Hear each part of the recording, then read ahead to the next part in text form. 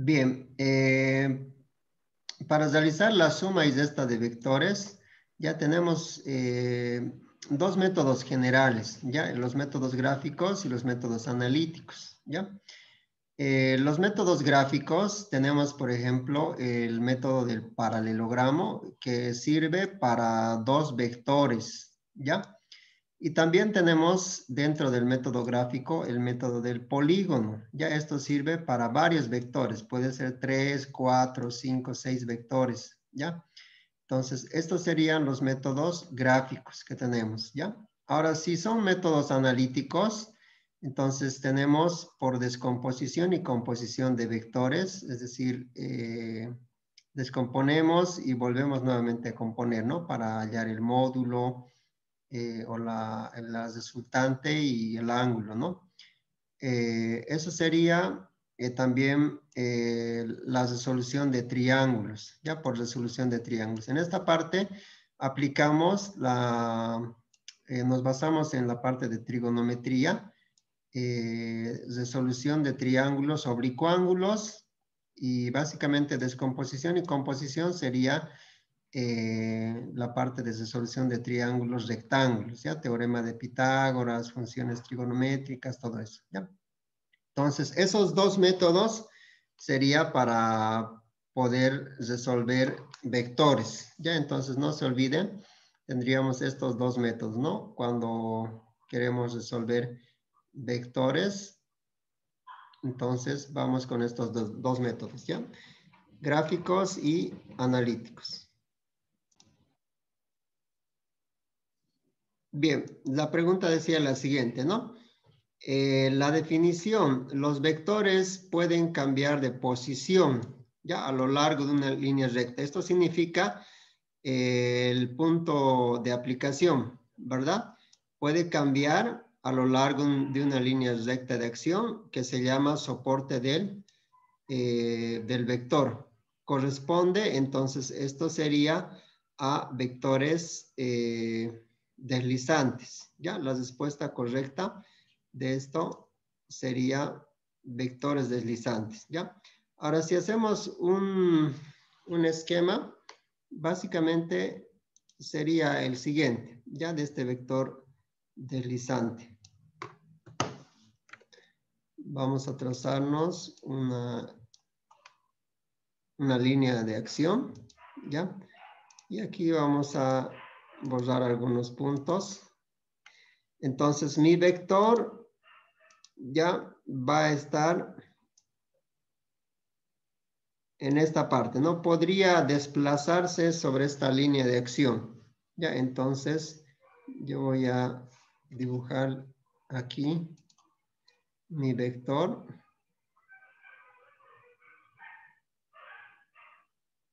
Entonces, este vector podría desplazarse, ¿no? El punto de aplicación, en este caso, justamente sería al inicio, ¿no? Las tres características de un vector son el módulo, que sería el tamaño del vector, ya la dirección, que en este caso sería 0 grados, y el sentido. Ya el punto de aplicación justamente es el punto donde va a comenzar. Ya en un eje cartesiano obviamente sería la intersección, ¿no? En este caso esto sería un vector deslizante, ya que se puede mover o puede cambiar de posición, ¿ya? Bien, en la pregunta 27. Dos o más vectores cuando sus líneas de acción se cortan en un solo punto corresponde a, esto sería la respuesta a los vectores concurrentes. Fíjense, dice, se cortan, ya, se cortan. Cuando sus líneas de acción se cortan, ¿no? Entonces, en este caso, va a ser de este tipo.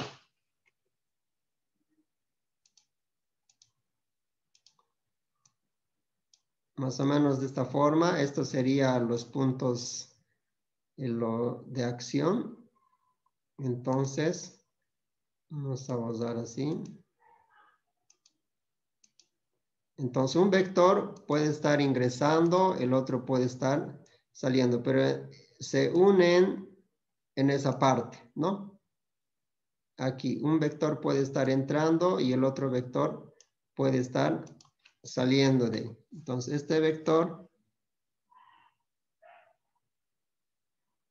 así, ¿no? Pero en este punto es justamente donde se cortan, ¿ya? Entonces, aquí la respuesta sería vectores concurrentes.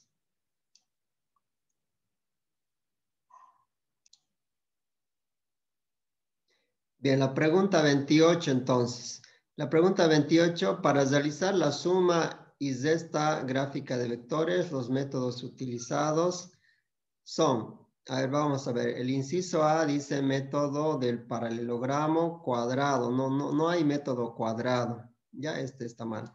Por eso no es la B, método de la esfera, no hay método de la esfera. Método electromagnético tampoco hay, ¿no? Tendría que ser el inciso D, ¿no? Sería método del paralelogramo, triángulo y polígono, ¿ya? A pesar de que aquí está mezclado, ¿no? El método gráfico y analítico, no hay problema, ¿ya? Pero son métodos para resolver vectores.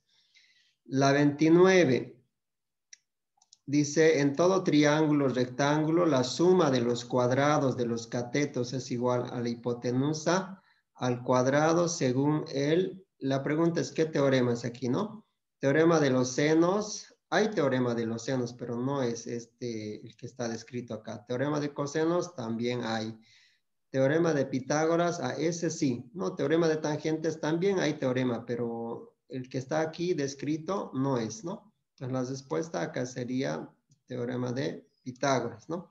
Y vamos a recordar también cómo es el teorema de Pitágoras, ¿no? En un triángulo rectángulo, esto generalmente vemos en la parte de vectores, ¿no? Entonces, en un triángulo rectángulo, donde un lado es 90 grados, que sería los 90 grados, podemos tener, ¿no? El A, directamente vamos a colocar así, ¿no?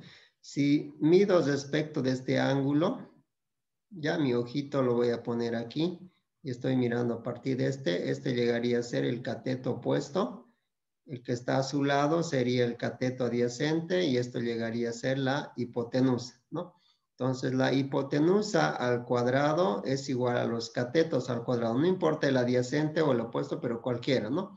Cateto opuesto al cuadrado más el cateto adyacente al cuadrado. Eso es lo que está diciendo, ya en todo triángulo, rectángulo quiere decir que es de 90 grados, ¿ya? La suma de los cuadrados de los catetos es igual a la hipotenusa al cuadrado. Estos catetos al cuadrado es igual a la hipotenusa al cuadrado, ¿ya? No se olviden entonces ya esta fórmula de Pitágoras que igual para vectores se utiliza bastante. Bien, la 30. En cualquier triángulo, el cuadrado de un lado es igual a la suma de los cuadrados de los otros dos lados menos el doble producto de estos dos lados por el coseno del ángulo que forma, ¿ya? Esto sería justamente el método del triángulo, ya que se usa para vectores. Entonces, aquí ya no hay los 90 grados, ya es un triángulo donde cada ángulo es mayor o menor a 90 grados, ya, por ejemplo, este. Entonces, aquí vamos a nombrar y vamos a decir este lado A, este lado, o perdón, este vértice A, el vértice B y el vértice C. Aquí con letras pequeñas,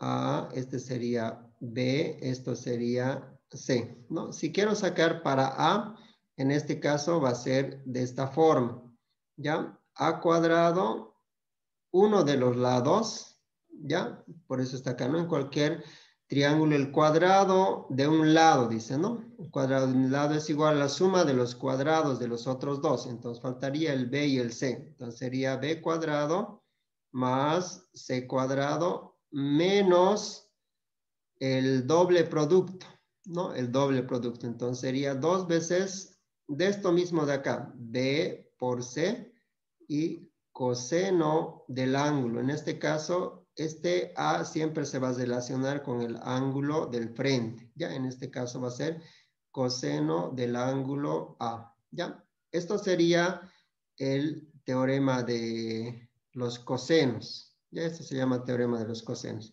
Entonces, esto sería la formulita. Y lo mismo se obtendría, de la misma manera se hace para cualquiera de los lados, ¿no? Agarran uno de los lados y simplemente los otros dos que faltan lo ponen acá, el doble de eso mismo y el coseno de esto, ¿ya? Vale decir, acá por si acaso, ya que este método obviamente sirve para hallar los lados, ¿ya? Pero si ustedes van a aplicar el método del paralelogramo, aquí cambia por si acaso el signo, ¿ya? Pero si van a aplicar así como teorema de cosenos, entonces se mantiene tal como está, ¿ya? Entonces esto es teorema de cosenos. Teorema de cosenos. Eso sería, ¿ya? Entonces aquí la respuesta correcta de lo que está mostrando sería el inciso B, ¿no? Que sería teorema de cosenos.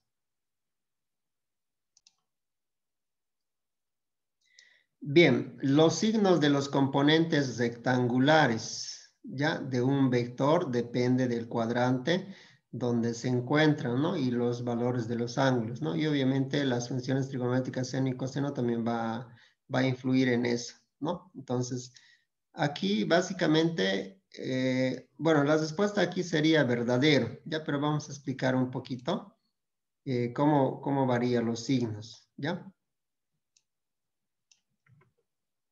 Si nosotros vamos a hacer un eje, y ahí voy a dibujar un vector. Aquí, ¿no? Mi vector. Y aquí otro vector.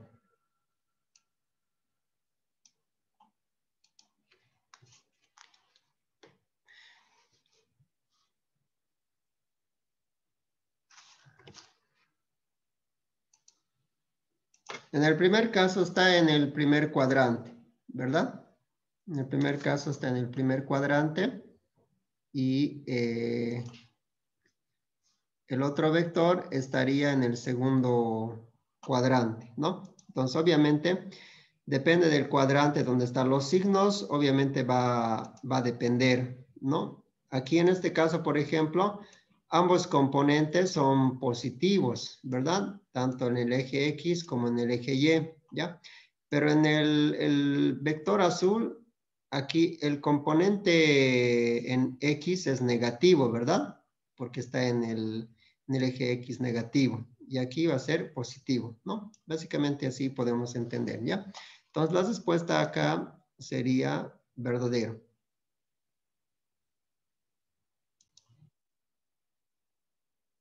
Bien, las propiedades de la multiplicación entonces de un vector por un escalar son, entonces sería asociativa, distributiva, multiplicación y elemento neutro, ¿ya? Muy bien, la 33. Las formas de multiplicación de vector no es, dice, aquí no, aquí hay que tener cuidado, no es, el que no es, ¿ya? Producto de un vector por un escalar, eso sí hay de un vector por un escalar, no hemos visto hace un momento. Producto punto también hay, ya producto punto, ya, o lo llaman también producto escalar esto, ya. Producto cruz también hay. El que no hay, ¿no? ¿Cuál no hay? Un producto notable, eso no hay, eso es de matemáticas, ¿verdad? Productos notables, este no hay. Entonces, el que no es, les están preguntando, no el que es, ¿ya? Entonces, la respuesta correcta aquí sería el inciso D.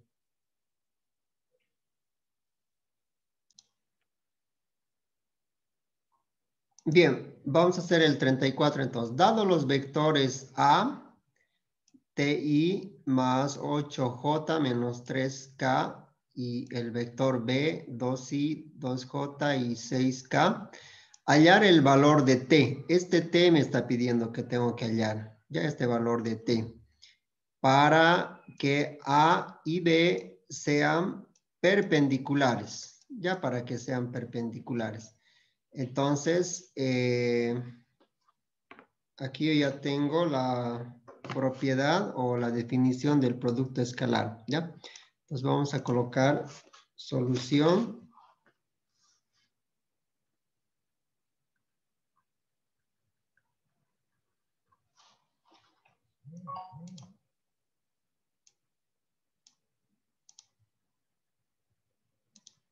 Bien, ¿qué es lo que tendríamos que tomar en cuenta si tenemos nosotros ya la definición? Tenemos que acordarnos que cuando los vectores son perpendiculares, ya se forman 90 grados. Eso quiere decir, cuando es perpendicular, se forma un ángulo de 90 grados, ¿ya? No se olviden que este ángulo está comprendido entre 0 y 180 grados, ¿ya? En otras palabras, tenemos tres condiciones, ¿ya? Cuando el ángulo tita,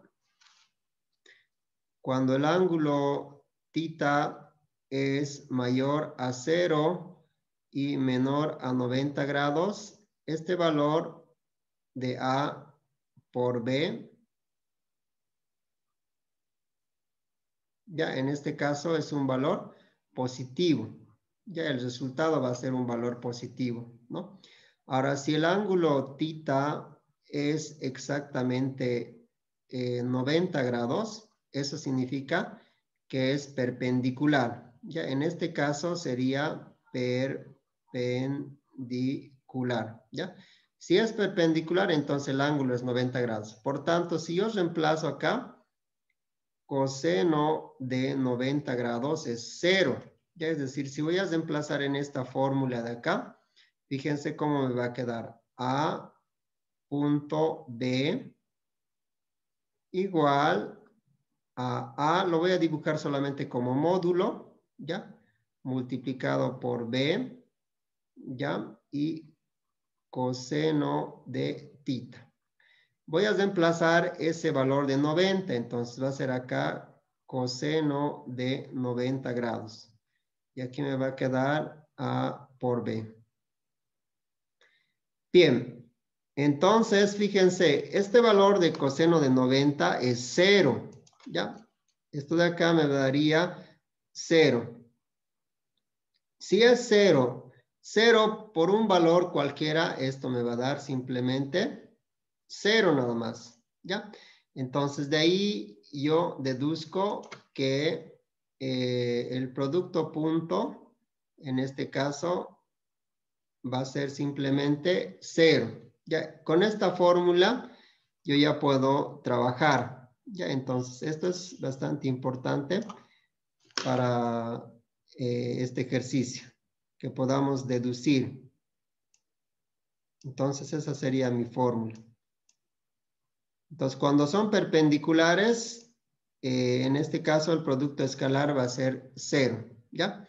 Y obviamente tenemos un último caso, que en este caso sería cuando el valor de tita es mayor a 90 grados y menor a 180, ¿ya? En este caso, A multiplicado por B va a ser negativo. Ya el resultado va a ser negativo. Ya, esos serían los tres casos que tendríamos. Ya este sería el caso 1, este sería el caso 2 y esto sería el caso 3. Muy bien, en este caso nos interesa solamente para este ejercicio el valor de t cuando sean perpendiculares. Entonces solamente vamos a tomar en cuenta esta parte, ya cuando sean perpendiculares. Entonces nos interesa analizar cuando tita es 90 grados, al final voy a trabajar simplemente con esto. ¿Ya? A por B entonces es igual a 0. Muy bien, me olvido entonces de esta parte que es una parte de teoría. Entonces ahora me concentro en el ejercicio nada más. Entonces, voy a partir de ahí justamente. A punto B es igual a 0. Muy bien, reemplazo entonces los valores de A. En este caso va a ser T, I. Así acostumbramos a reemplazar con un sombrerito, ¿ya? Más 8J menos 3K. Paréntesis, voy a multiplicar, en este caso, por el B, que en este caso va a ser 2I más 2J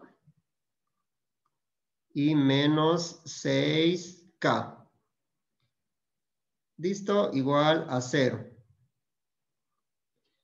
Bien, vamos a verificar si hemos copiado bien. TI más 8J menos 3K, 2I más 2J menos 6K.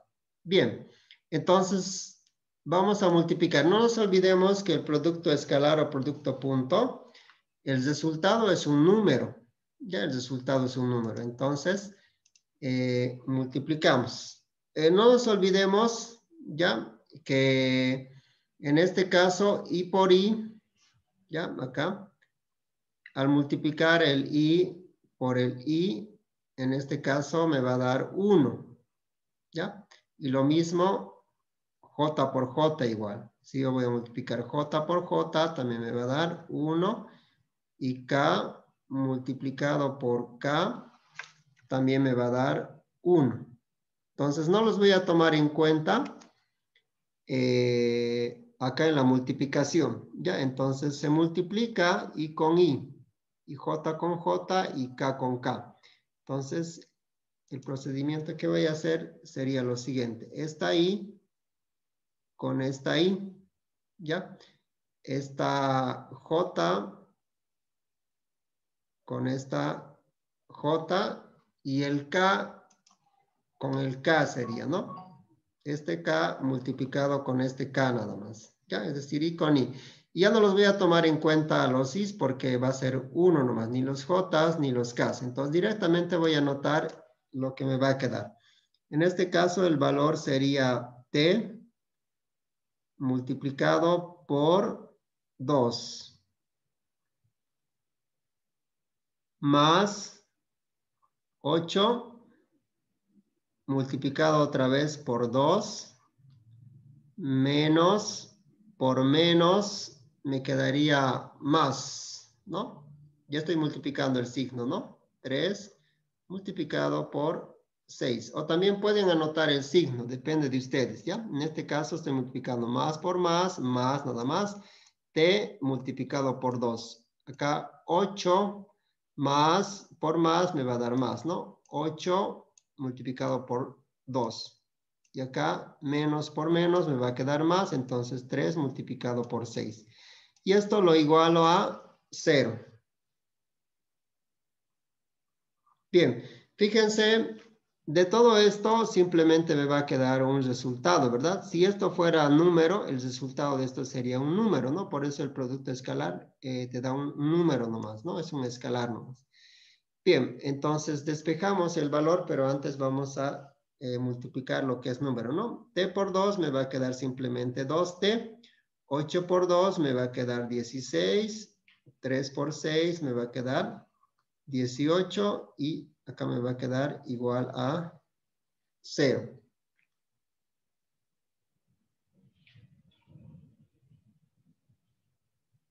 Bien. Vamos a despejar el valor, ¿ya? En este caso va a ser 2T más 16 más 18. 8 más 6 sería 14. 1, 2, 3, 34 igual a 0. 2T, este número va a ir a restar al otro lado, sería menos 34. Y despejamos de ahí el valor. En este caso va a ser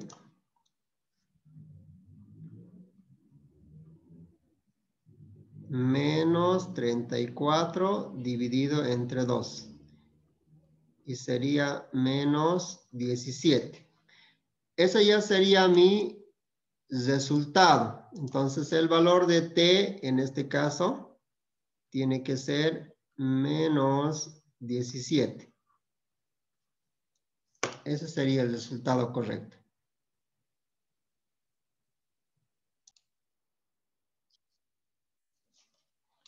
Muy bien. Dado el conjunto de vectores A, B y C, hallar el módulo del vector, ¿ya?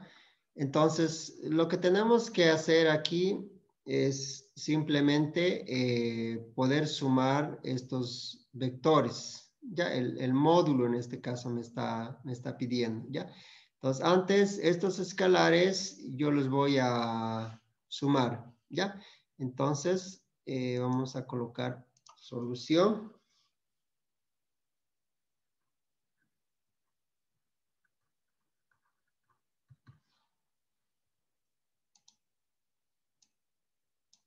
Bien, el vector A no pasa nada, ¿verdad? El vector A no voy a tocar porque no está multiplicado por ningún escalar. Entonces, voy a copiar directamente acá. El vector A es igual a 2i menos 4j. Muy bien. Ahora el vector B, fíjense, está multiplicado por un negativo, es menos 3. Entonces, primero voy a copiar el vector B. Esto sería el vector B igual a menos I más 2J. Más 2J. Entonces, si yo voy a multiplicar este por menos 3, tengo que multiplicar a ambos miembros, ¿ya? Eso dice la regla, ¿ya? Cuando multiplicas por un valor, para que la expresión no se altere, debo multiplicar a ambos lados. Es decir, este menos 3 debe venir a multiplicar para este miembro y también debe multiplicar a todo esto, obviamente, en paréntesis, ¿verdad? Es decir, a ambos miembros va a multiplicar, ¿ya? Entonces, me va a quedar, si yo multiplico, lo siguiente. Menos 3 por b me va a quedar simplemente menos 3b. Igual, 3 por menos 3i, menos por menos más, me va a quedar simplemente 3i. Menos por más, menos 3 por 2, me va a quedar 6j. Estoy multiplicando esto, ¿no? 3 multiplicado por b, 3b. 3 por menos, más 3i. Acá más, menos por más, menos 3 por 2, 6j. Ya tengo acá el vector menos 3b. Justamente necesito esto, ¿ya? El vector A voy a copiarlo, ya, para que aquí ya hagamos la suma. Este me va a quedar así tal como está, ¿no? 2i menos 4j. Bien, ahora el vector C. El vector C está multiplicado por 2.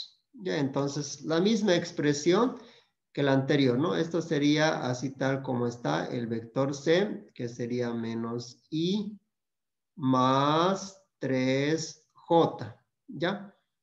Ahora voy a multiplicar este por un 2 positivo. Entonces, este 2 positivo tiene que multiplicar ambos miembros, ¿no?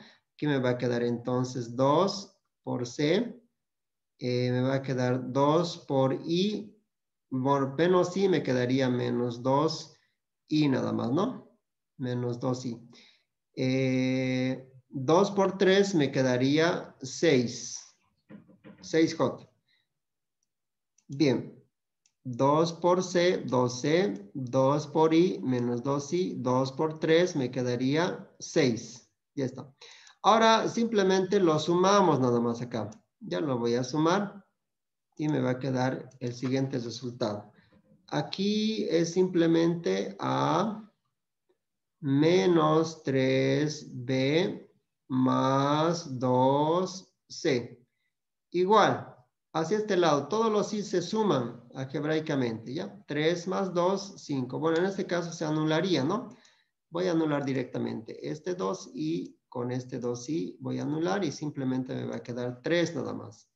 Entonces, resultado en i me va a quedar simplemente 3. 3i. Ahora, en el otro también se me anula, ¿no? También se me va a ir el 6j con este 6j también, ¿no? Y me va a quedar simplemente menos 4j nada más. Menos 4j. Bien, esto ya sería la resultante, ¿ya? Obviamente está como vector, ya que sería 3i menos 4j. Ahora yo quiero hallar el módulo, porque ahorita estoy como vector. Esto sería como vector.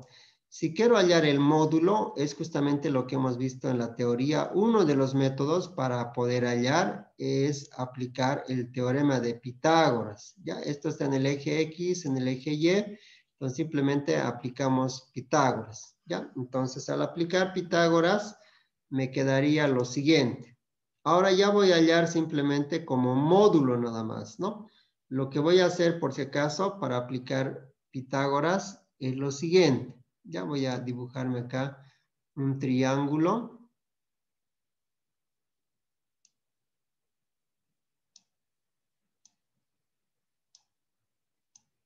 ¿Cuáles serían los valores? Ya, los valores son los siguientes.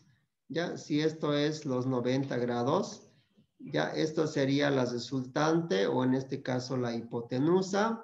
Ya uno de los catetos sería 3, el otro sería 4. Obviamente este negativo tendría que ser en un cuadrante negativo, ¿no? En otro cuadrante está. Yo estoy dibujando aquí solamente los módulos, ¿ya? El teorema de Pitágoras en este caso va a ser así, ¿no? R al cuadrado va a ser igual a 3 al cuadrado más 4 al cuadrado. ¿Ya? Así sería, ¿no? Entonces, pero aquí yo voy a tomar en cuenta con el signo más. ¿Ya? Entonces, esto simplemente es para que ustedes se puedan acordar. ¿Ya? Si lo hago correctamente, esto tendría que colocar en su cuadrante respectivo. ¿Ya? Entonces, directamente acá voy a aplicar la fórmula. ¿Ya? Esto vamos a borrar los valores para hacerlo de forma general para cualquier ejercicio. ¿Ya? Entonces, yo voy a tener lo siguiente. Si esto va a ser cateto opuesto y esto va a ser cateto adyacente, ¿ya? Esta resultante siempre va a ser así. R al cuadrado igual a los catetos al cuadrado.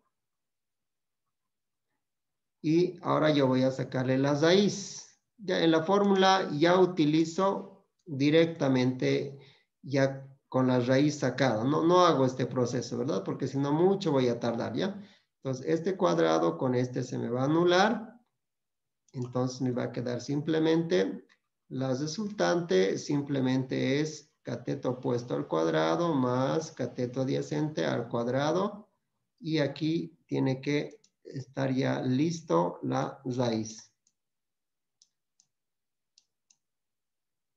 Directamente hay que utilizar esa fórmula. Ya no hay que desarrollar todo ese proceso porque vamos a perder tiempo.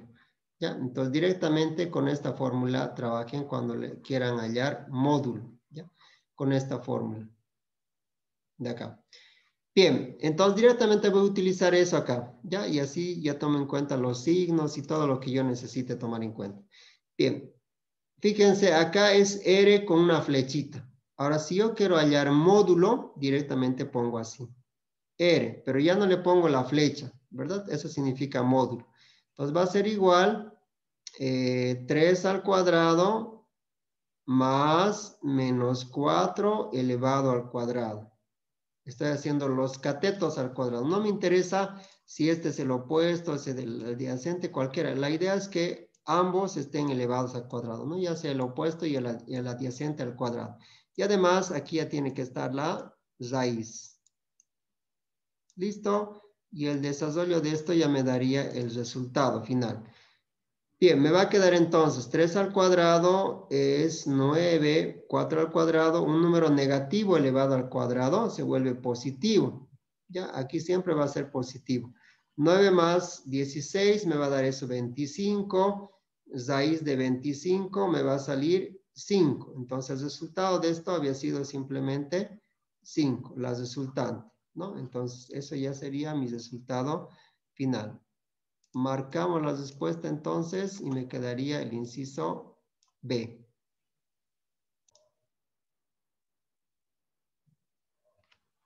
Bien, vamos a continuar entonces con el examen 3. Pregunta 37. ¿Quién realizó uno de los primeros modelos del método científico?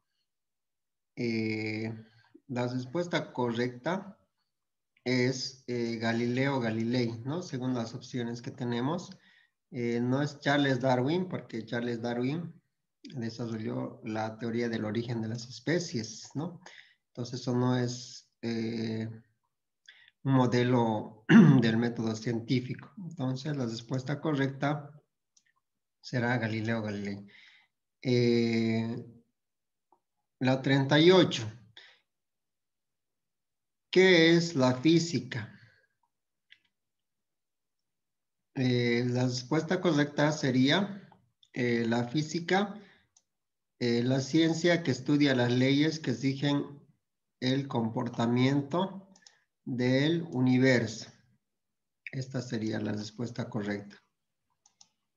La pregunta 39, ¿no? Acá si vemos las otras respuestas del 38 no son tampoco, porque no tienen relación, ¿no? Por ejemplo, la C dice ciencia que estudia el comportamiento humano, nada que ver, eso es otra área, ¿no? Entonces, fácilmente uno se puede dar cuenta que la... Bien, la pregunta 39, ¿qué estudia la dinámica? La dinámica estudia el movimiento de los cuerpos, pero sí toma en cuenta las causas.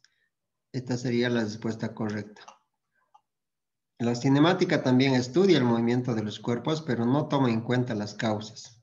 Pero la dinámica sí toma en cuenta las causas que provocan dicho movimiento La pregunta 40. ¿Cuál es la velocidad de la luz? La velocidad de la luz es 300.000 kilómetros por segundo, o también se puede expresar esta velocidad de la siguiente manera. Este de kilómetro voy a aumentar 3 ceros más, entonces sería así. 3, 4, 5, 6, 7, 8. Esto es por el kilómetro, ¿no? Por el kilómetro, por el K, ¿no? Entonces me quedaría acá metros por segundo nada más. En notación científica, esto sería 3 por 10 a la 8 metros por segundo.